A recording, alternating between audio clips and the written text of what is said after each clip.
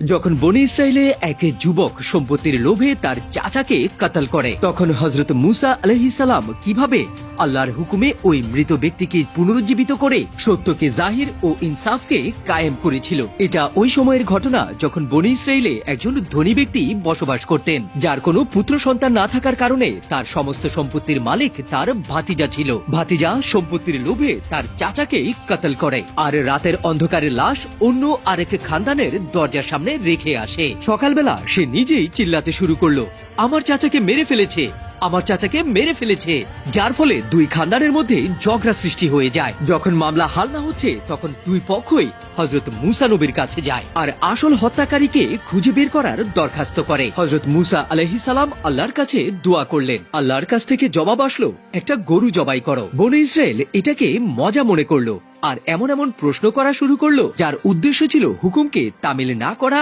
আর সময়কে নষ্ট করা। মুসা নবী তাদের সমস্ত প্রশ্নের উত্তর দিয়েছিলেন যেন তাদের হুজ্জত তামাম হয়ে যায়, অর্থাৎ পালিয়ে যাবার কোনো রাস্তাই যেন না পায়। প্রথম প্রশ্ন ছিল, গরুর বয়স কত হবে? আল্লাহ বলেন, সেই গরুটি হবে না বেশি বয়সের না কম বয়সের, যেন মাঝামাঝি বয়সের হয়। এরপর তারা জিজ্ঞাসা করলো, গরুর রং কি হবে? তখন আল্লাহ বলেন, গরুর রং যেন গাঢ় কিন্তু চমকদার যেন হয়, যারা দেখবে তারা যেন খুশি হয়ে যায়। তারপর তারা জিজ্ঞাসা করলো, গরু কি কাজ করে? মুসা নবী বলেন, ওই গরুটি এমন হবে যে কখনো হাল চাষ করেনি, না জমিনে পানি দিয়েছে, আর যেন প্রত্যেকটি এব আর দাগ থেকে পাক থাকে। এই প্রত্যেকটা প্রশ্নের উত্তর আল্লাহ হযরত মুসা আলাইহিস সালামের মাধ্যমে দিয়েছিলেন। অর্থাৎ কওমের লোকেরা প্রশ্ন করত, মুসা নবী আল্লাহর সাথে সরাসরি কথা বলে উত্তর পেয়ে তাদেরকে জানাতেন। বনী ইসরায়েল ওই তথ্য অনুযায়ী পুরো বসতি তালাশ চালালো। শেষমেশ তারা একজন এতিম যুবক ছেলের কাছে ওই গরু পেয়েছে। ওই যুবক গরুটির মূল্য তার খালের সমান স্বর্ণ চেয়েছে, যা বনী ইসরায়েলকে বাধ্য হয়ে দিতে হয়েছিল।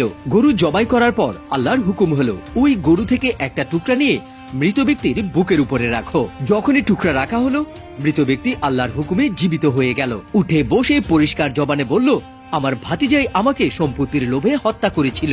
এটা বলে ওই বৃদ্ধ পুনরায় ওয়াফাত পেয়ে যায়, আর এভাবেই আসল হত্যাকারীকে আটক করা হয়। এই সম্পূর্ণ ওয়াকিয়া পবিত্র কোরআনের সূরা বাকারাতে উল্লেখ করা আছে। আল্লাহু আকবার।